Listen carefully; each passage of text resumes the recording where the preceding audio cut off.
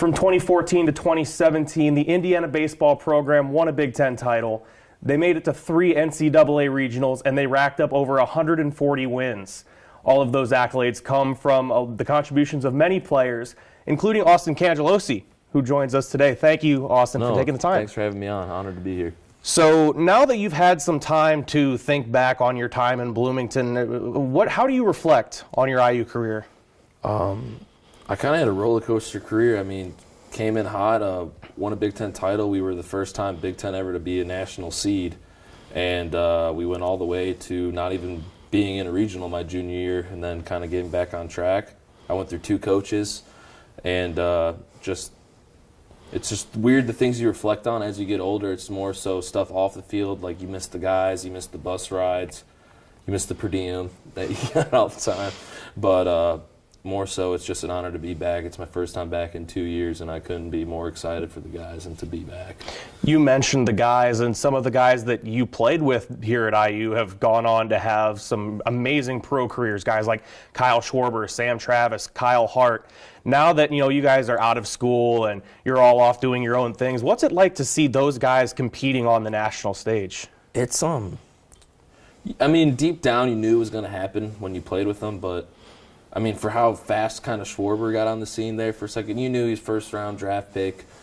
You knew he was going to be in the big leagues, but I think he shot up in less than a year and a half and won a World Series a year later. And it's just, you feel so happy for those guys because the dudes you see on TV, that's how they are in real life. They're genuinely good people, unbelievable teammates. They paved my career as a baseball player, helped me, shaped me out. But those guys, I couldn't be happy for them. And just cool to see when you tell people, hey, like, played with that guy type of thing. But those guys they shaped the program what it is today, and that's why we get the attention we do. It really all started with them. I mean, when I got here, it was those guys were talked about, and they deemed the respect we get today. So we owe a lot to those guys.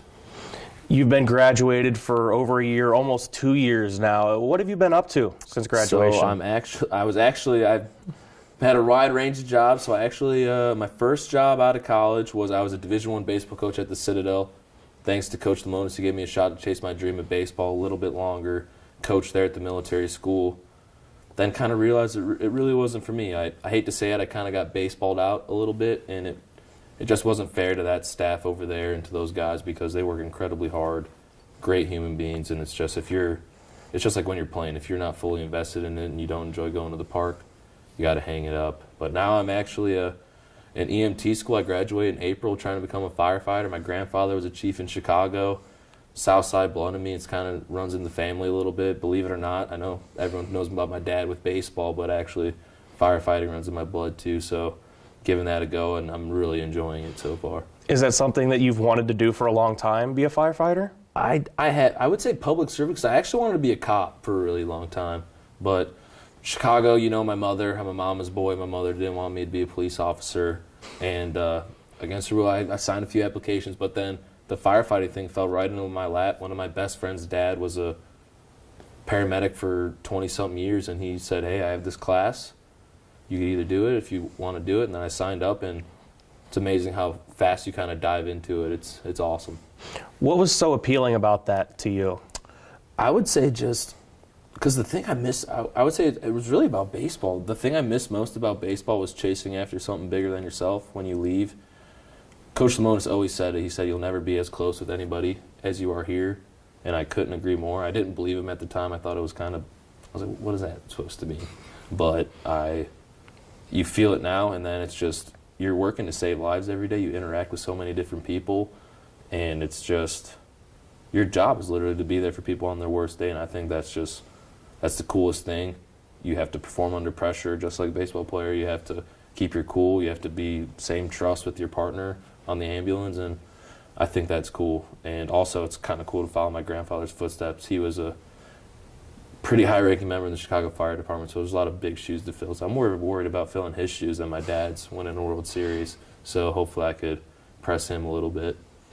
To pivot back to baseball a little bit, you mentioned earlier that you went through 2 coaches after your freshman year. Tracy Smith went to Arizona State. Chris Lemonis comes in. You guys had to, go through a coaching change, and now a few years later, IU's doing the same thing again. Chris Lemonis goes to Mississippi State. Jeff Mercer comes in. What advice would you give to the guys on the team now about getting through that coaching stage or change and moving forward? I mean, going through it, a few of the guys actually call me. Just kind of wondering what to do, and it's just you got to control what you can control, and that's just being a good teammate and playing the game hard and playing the game the right way. Coaches are going to be coaches. You could have all different kinds of personalities, but you can't be worried about what they're going to make you do and what they're going to say to you, because that's just creating added pressure on yourself. It's really hard enough as it is, so you just need to control what you control, be there for each other, and keep doing what we've been doing. I mean, with all those coaches changes, we've only missed 1 regional. I don't know the stat. I think we've been in the regional the last 6 years, or I'd say 5 out of the last 7 years, maybe. I think that's right. If that's might close. be 6 out of the last 7. So I hate to be. I was on the team when we missed one, but you need to focus on maintaining that culture. If you're upperclassmen, you got to really bring the younger guys along. So it's a really stressful time for them with new coaches. But other than that, moral of the story is control what you can control. Being a good teammate. Handling your business off the field, being a good student, and the rest will take care of itself. The coaches will see that. All coaches are the same. They like a guy that they can trust. They like a guy that's a good teammate. So if you handle that, I feel like it'll take care of itself. New coaching staff that has received a lot of praise for both on the field things, off the field things. Have you met with the coaching staff? Yeah, and what was your first impression? I actually met with all of them, and my first impression of him was actually really strong before I even got to meet Coach Mercer, because we were all really stressed out. I'm sure you know the alumni weekend, the golf outing for all the old guys coming back, that's a must-go on the calendar. If you have an anniversary, cancel it. Mom's birthday, cancel it. You're coming back to Bloomington no matter the cost. And we were really concerned. We were out of the loop, but Coach Mercer took it upon himself. He individually sent an email to all the guys with his cell number, telling them to come back. He wants to meet us all. He hand wrote a card to all of the alumni. So I actually reached out to him. I texted him, and I said how much that meant to me and how much it meant to the older guys to kind of feel like we still have a place here, because it's such a special place to everyone that comes through. He actually reached back out to me. He said, hey, come on down whenever. Love to meet you. Anything you need. And I actually came down, talked to him yesterday at the scrimmage, talked to Casey Dykes, Scott Rowland. I actually forgot the other 2's names. The pitching coach, Mr. Parker. Mm-hmm. I talked with him. Unbelievable guys. Young. They still look like they play. They're in unbelievable shape. I noticed that. But they're young. They're energetic. They're hungry. Coach Mercer comes from a Rice State program that I respected growing up, and he runs a smooth practice, and these dudes look ready to play. Man, I was blown away at my first practice. I only seen one. So I think they're going to open some eyes this year, and the program could not be in more better hands than what it is now. And I've heard from the other guys that I've played with, they couldn't rave more about them. So I have an utmost respect for them, and I'm excited to see where they take the program. You mentioned Scott Rowland being a part of the program, and that's a guy that's a local legend, let alone, a potential Hall of Famer. What does it mean to have a guy like that involved with the program? It's unbelievable. It's really a blessing, because not all programs have that, and I feel like these guys really deserve it.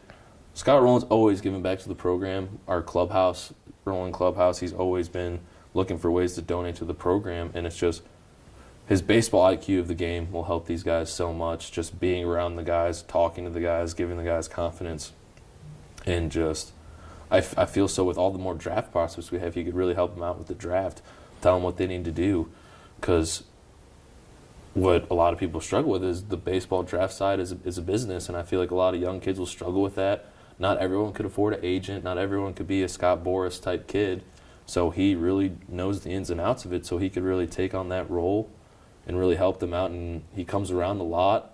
He helps out a lot, and the guys love him. I actually got to talk with him last practice, and he's fired up about the season, and he's also a hell of a baseball player, which helps. Big fan, who's kind of starstruck a little bit. You mentioned earlier that for you and the other alumni, the older guys, Bloomington and IU are kind of a special place. What do you think makes IU a special place for you guys? That's a really tough question. I mean, when I first came on campus, I wasn't recruited well, didn't get a lot of offers, but when I got on this place, there was just a different feeling. And I came in the summer. No one was here. I didn't see students. So I really like they're building the new stadium. They're building Bar Kaufman. I'm like, oh, that's cool. Like, I really like it. I really like Tracy Smith, Ty Neal, all those guys. I really like these guys. So I'm going to play here. I feel like it. Sam Travis, a guy I grew up with, Chris Soika I grew up with, we're coming here. And I came here. But then when you're actually here and you see how involved the community is with sports and just how the student body is and how beautiful the campus is, it's something you think about, you miss every day. It's something you brag about to everybody you know. And it's just, there's nowhere else in the country that's like it. I mean, even the fans today, I mean, I was an all Big Ten performer. I wasn't an All-American. I wasn't a Pro Bowl guy, but they just still love to have you back on campus. They love to see you. They want to see what you're doing. They just genuinely care about you and your career, your life, and they loved you while you're here just for simply choosing to come here and play hard for them and win some ball games for them. So I just really think there's no other fan base in the country like it, and that goes for all sports: basketball, football, women's volleyball, everything. And I mean, might be a little biased, but I'm sorry, I don't think you find that anywhere else in the country. The fan base and the team are gearing up for another season, just over a week away until the Hoosiers travel down to Memphis for their season opener. How excited do you think fans should be for this season? What do you think this team could be capable of? I was actually thinking about that on the way over here, and I think this is the year we really get over the hump. We've always had the pieces. We've always been in the regional. We've always been knocking on the door, but I think this is the year we become an Omaha team. We get in super regional. We've always been that caliber. Like every year when we were here, if you made it to a regional, it was type of a bust. That's not. We want to go to super regional. We want to go to the College World Series, and that's the type of reputation we have. And I think this is the year we really get over the hump. You got a lot of JUCO guys, older guys, and the young guys. I mean, I feel like you go on a college campus sometimes and kind of pick out the freshmen just physically. These dudes are strong, they're fast, they're tough, and just freaky good at baseball. And I mean, this is a year you don't want to miss it. Get the season tickets, whatever you got to do, but I'm stapling it right now. Austin Cangelosi approval. They're going to Omaha. Well, just this Friday on the 15th, the Hoosiers will travel to Memphis to begin their season, the quest for Omaha. Make sure to follow us on Twitter at IUSTV Sports and like the IUSTV Sports Facebook page for updates throughout the season from myself and the rest of our IU baseball coverage team. Austin, I want to thank you so much for your time. Absolutely. We really appreciate it. No, thank you for having me. Really appreciate it. Anytime. No problem. Best of luck in the future. Oh, absolutely. Thank you.